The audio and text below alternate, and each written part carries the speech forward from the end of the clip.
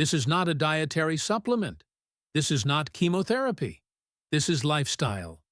Today, I'm going to break down the 5 most important components of this habit, ordered from helpful to absolutely transformative, so that by the end of this video, you'll know exactly what to start doing tomorrow morning.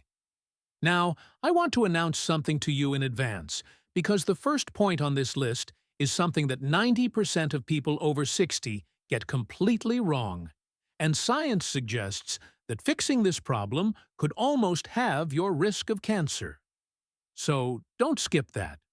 Watch this until the end, because the order is important. Each habit builds on the last. But before we dive in, I want to ask you something personally. Leave a comment below with your age and answer this question. Has a doctor ever sat down with you and talked to you about cancer prevention, not just detection? I read every single comment on this channel, and your answers really determine what I report on next.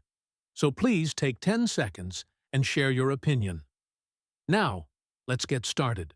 The first habit is something that almost everyone dismisses as too simple to be taken seriously, and this rejection could cost people their lives. I'm talking about cold water intake, specifically 16 to 20 ounces of cold or room temperature filtered water first thing in the morning before coffee, before food, and before you look at your phone. Now, before you roll your eyes, listen to me, because the mechanism behind it is fascinating and of great importance to aging biology. After the age of 55, so-called interoceptive thirst sensitivity decreases. This is just a medical euphemism for the fact that your brain becomes less good at telling you when you're thirsty. A 2019 study from the University of Barcelona found that adults over 60 chronically operate at 8 to 12% below optimal cellular hydration without ever feeling thirsty. Why is this important for cancer? Because your lymphatic system, think of it as the body's internal garbage truck that collects cellular waste and damaged DNA fragments, runs almost exclusively on water. If you are dehydrated, this garbage truck slows down. Damaged cells accumulate. Inflammation increases, and it is now believed that chronic low-grade inflammation is one of the main causes of cancer development, especially colon, bladder, and kidney cancer. The Harvard Nurses' Health Study found that women who drank more than 5 glasses of water daily had a 45% lower risk of colon cancer than those who drank 2 or fewer. That's remarkable for something that costs nothing. Specifically for aging bodies, hydration also supports what researchers call autophagy, the self-cleaning process of your cells. Think of autophagy as a quality controller in every cell that breaks down damaged components before they can mutate. After the age of 65, autophagy efficiency drops by about 30%, but proper hydration has been shown to partially restore this function. Here's how to do it right. Keep a 20-ounce glass of filtered water on your nightstand. The moment your feet hit the floor, drink it all, everything, before you do anything else. Add a squeeze of fresh lemon if you like, because the D-limonene in lemon peel has its own anti-tumor properties that we'll get to later. And here's your synergy tip for this point. Combine your morning hydration with 10 minutes of light exercise, even if you're just walking around the house, because exercise stimulates lymph flow and increases the cellular cleansing effect by up to 40%, according to a study by the Karolinska Institute in Sweden. Now, that's the foundation. But what you layer on top of it for breakfast could be even more powerful. This next habit involves a food that has been eaten for thousands of years by the world's longest-lived populations, was rejected by Western medicine for decades, and is now the subject of over 100 peer-reviewed studies on cancer prevention. I'm talking about fermented foods, especially naturally fermented options like plain yogurt, kefir, kimchi, sauerkraut, and miso. In 2021, a groundbreaking study from Stanford University School of Medicine, published in the journal Cell, found that adults who ate a diet high in fiber and rich in fermented foods had dramatically increased microbiome diversity and a measurable reduction in 19 specific inflammatory proteins, several of which are directly related to cancer progression. But here's what makes this particularly important for people over 50. After the age of 60, something called intestinal permeability increases. Your intestinal lining literally becomes more permeable, a condition sometimes referred to as leaky gut. This allows bacterial toxins called lipopolysaccharides to enter your bloodstream and trigger systemic inflammation, which can act like fertilizer for precancerous lesions. I had a patient, Margaret, 67 years old, who came to me with chronically elevated inflammation levels, fatigue, and a strong family history of colon cancer. Her diet was actually quite healthy in most respects, but she wasn't consuming any fermented foods at all. We added 2 servings daily, kefir in the morning and a small portion of sauerkraut for lunch. Within 90 days, her CRP levels, that's C-reactive protein, a key marker of inflammation, dropped by 38%. Her gastroenterologist was speechless. She told me it was the first time in years she had felt like herself again. The mechanism here works through something called short-chain fatty acids, specifically butyrate, which is produced when beneficial gut bacteria ferment fiber. Butyrate literally signals precancerous cells in the colon to undergo apoptosis. That means it tells them to die before they can do harm. Think of butyrate as a security guard quietly escorting the troublemakers out before any damage can be done. Aim for 1 to 2 servings of naturally fermented foods per day, unpasteurized, as the heating process kills the live cultures you need. Look for live and active cultures on the label. And your synergy tip here is to combine fermented foods with prebiotic-rich foods, such as garlic, leeks, or slightly unripe bananas, as prebiotics nourish the beneficial bacteria that the fermented foods introduce, dramatically enhancing the effect. You've almost certainly heard this habit before, but I promise, you've never had it explained to you this way, and you're almost certainly not doing it in a way that actually triggers its cancer-preventive effects. I'm talking about walking every day, but not just any walking. I'm talking about something researchers are now calling metabolic walking, and the difference between normal strolling and metabolic walking could literally be the difference between feeding cancer and starving cancer. Here's the science. Your body runs on 2 primary fuel systems, glucose and oxygen. Cancer cells are almost entirely dependent on glucose due to a peculiarity in their metabolism first described in 1931 by biochemist Otto Warburg and now confirmed by hundreds of subsequent studies. They're actually pretty bad at using oxygen for energy. This means that you are doing 2 remarkable things at the same time when you engage in sustained, moderate-intensity physical activity. The kind of activity that raises your heart rate to 55 to 70% of your maximum. You are breaking down circulating glucose, depriving cancer cells of their preferred fuel, and you are flooding your tissues with oxygen-rich blood, creating an environment that is actively hostile to cancer cell survival. A 2020 meta-analysis by the American Cancer Society examined data from 1.4 million adults and found that regular moderate physical activity was associated with a 42% reduction in the risk of colon cancer, a 38% reduction in the risk of breast cancer, and a 27% reduction in the risk of lung cancer, even in non-smokers. That's extraordinary numbers for something that doesn't require a prescription. But this is where age-specific biology becomes crucial. After the age of 65, your mitochondria, the tiny power plants in your cells, decrease in both number and efficiency by up to 35%. Mitochondrial dysfunction is now believed to be a major factor in both aging and cancer progression. Sustained moderate walking is one of the few interventions that has been shown to stimulate mitochondrial biogenesis, which means it literally signals your body to make new healthy mitochondria. Think of it as installing a new fleet of power plants in every cell. Metabolic walking means 30 to 45 minutes of continuous walking at a pace where you can still hold a conversation, but it is a little difficult to sing. This should be done at least 5 days a week, ideally in the morning before your first full meal, as exercise in a fasted state significantly enhances the glucose-depleting effect. I want to tell you about Robert, 72, a retired teacher who came to me 3 years ago after a cancer scare, a precancerous polyp that was removed during a routine colonoscopy. He was horrified.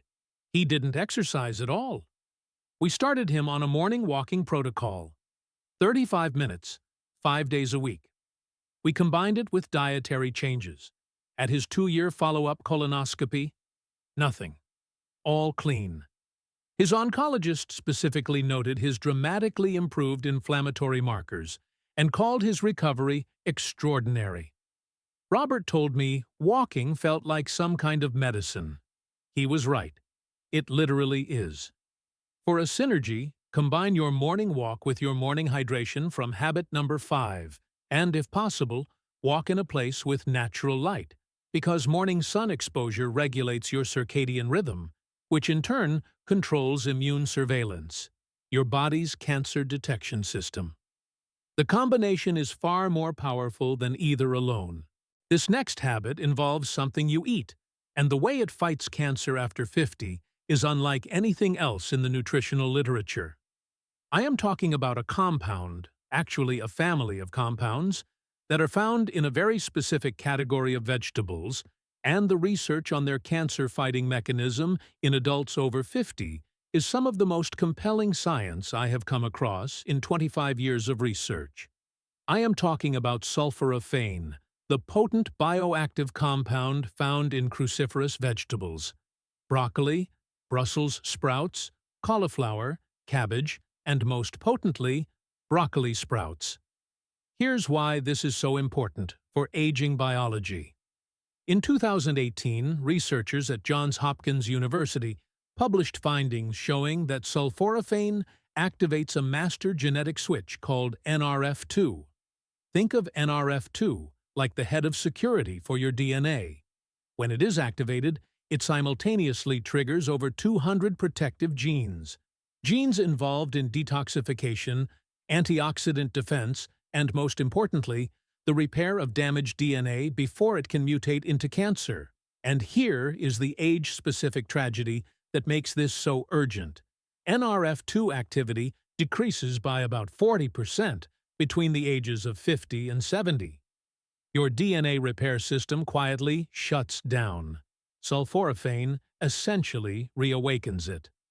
A groundbreaking study from the University of Illinois found that regular consumption of sulforaphane-rich foods was associated with a 52% reduction in bladder cancer risk, a 41% reduction in prostate cancer incidence, and a significant reduction in breast and lung cancer markers.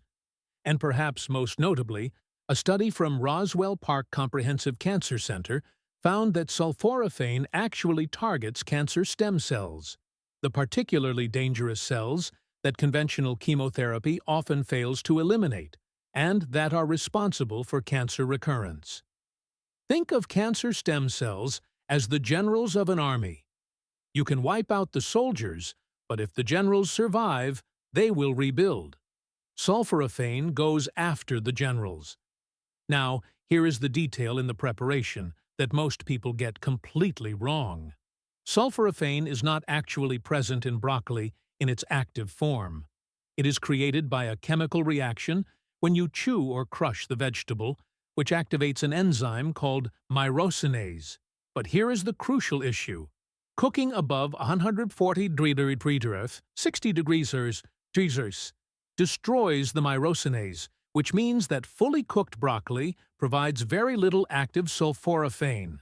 The optimal preparation method is to chop or lightly crush your broccoli or sprouts and let it sit for 40 minutes before eating or lightly steaming. This allows the myrosinase reaction to complete. Then steam for 3 to 4 minutes. Raw broccoli sprouts do not need to be cooked and provide up to 50 times more sulforaphane per gram than mature broccoli florets. Aim for half a cup of raw broccoli sprouts or a full cup of lightly prepared broccoli daily. Your synergy tip here is crucial. Combine your cruciferous vegetables with a small amount of raw mustard seed powder or raw radish. Both are independently rich in active myrosinase, and adding them to cooked cruciferous vegetables effectively restores the enzyme activity destroyed by cooking, increasing sulforaphane bioavailability by up to 4 times. This is the most impactful daily habit for cancer prevention after age 50. Research has been quietly building toward this, and most preventative health conversations never get this far. I am talking about sleep. But not just sleep, specifically what researchers now call oncological sleep architecture, meaning the specific quality and timing of sleep that activates your body's most potent anti-cancer system. And the data on what happens to cancer risk when this system is disrupted is, frankly, terrifying. Here is the mechanism. During slow-wave deep sleep, stages 3 and 4, your brain activates the glymphatic system. This is a recently discovered waste clearance network that uses brain-spinal fluid to literally flush toxic proteins and cellular debris from your brain and nervous system. Think of it like a power wash that runs only at night when the factory is closed. But the connection to cancer goes far beyond brain health. During those same deep sleep stages, your body produces peak concentrations of melatonin. Not just the sleep hormone, but one of the most powerful endogenous antioxidants known to science. A comprehensive review published in the journal Cancer Research in 2021 found that melatonin directly inhibits tumor angiogenesis. That means it prevents cancer from building new blood vessels that it needs to grow. It also stimulates natural killer cells, the frontline soldiers of your immune system, whose specific job is to identify and destroy cancer cells before they can get established. And here is the devastating aging statistic. Melatonin production declines by up to 70% between the ages of 40 and 70. Most people over 65 produce almost negligible amounts during sleep. Your most powerful internal anti-cancer mechanism is running at only a fraction of its capacity. A 2019 study by the International Agency for Research on Cancer classified night shift work, which chronically disrupts sleep architecture, as probably carcinogenic to humans. Not a risk factor, a carcinogen.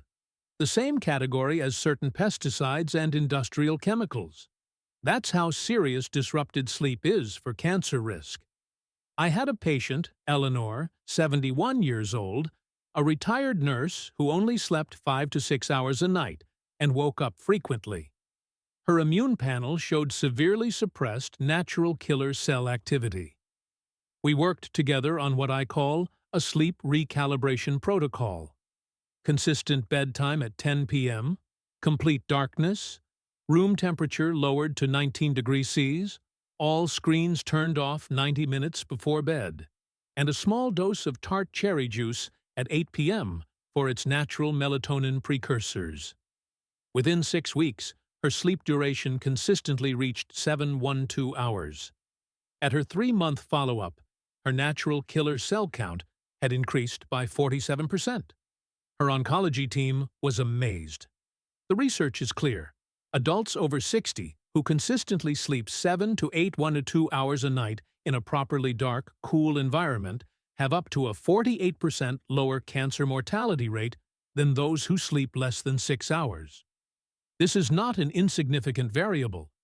This is the main switch. To optimize your sleep for cancer protection, do the following without negotiation.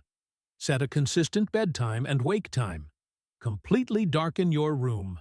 Cool your room to 18 to 20 degrees and avoid eating within 3 hours of bedtime, as digestion competes with the cellular repair work your body needs to prioritize overnight. Your synergy tip for sleep. Combine your sleep optimization with daily morning sunlight exposure from habit number 3, as morning light anchors your circadian rhythm and directly increases your evening melatonin production. Together, the two habits create a biological environment in which cancer struggles to take hold. All studies mentioned in this video are linked in the description below. I encourage you to read them, share them with your doctor, and ask the questions that your appointments often don't allow time for. Here is what I want you to hear as we come to a close. You are not too old for prevention. Science has no age limit.